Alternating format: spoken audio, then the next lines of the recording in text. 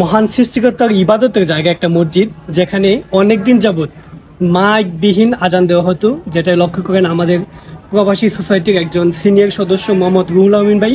তিনি আজকে আমাদেরকে জানান, এই যে দেখতে পাচ্ছেন এটা হচ্ছে সেই সাহেব আলী চেয়ারম্যানের মসজিদ, যেটাকে আমরা সাহেবনগর হিসেবে অনেকে চিনি। তো এই মসজিদে আপনার মসজিদের পাশাপাশি এখানে একটা ইতিমখানা রয়েছে, যেখানে অনেক বাচ্চারা পড়াশোনা করে। তো এখানে আপনার অনেক দিন যাবৎ মাইকবিহীন আজান দেওয়া হতো। এখানে মাইক ছিল না, বা অনেক আগে ছিল, নষ্ট হয়ে গেছে, তারপর কেনা হয়নি। তো আমাদের সংগঠনের পক্ষ থেকে দুটি স্পিকার, যাতে জুমার দিন খুতবা দেওয়ার জন্য ইমাম সাহেব ব্যবহার করতে পারে, এবং তার কানে একটি মাইক্রোফোন প্লাস দুটি মাইক আজকে আমাদের সংগঠনের পক্ষ থেকে আমরা কিনে দিয়েছি। এবং আমাদের সিনিয়র সদস্য গুলামিন ভাই, তিনি নিজে এই কাজে দক্ষ, তিনি এটা সম্পূর্ণভাবে সেট আপ করেছেন, সব কিছু ফিটিং করেছেন। আলহামদুলিল্লাহ, অনেক ভালো।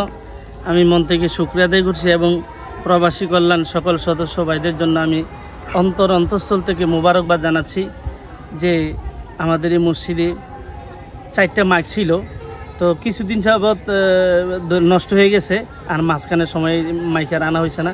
মসজিদের বিভিন্ন কাজে টাকা পয়সা একটু খরচ হয়েছে, এই কারণে আনা হচ্ছে না।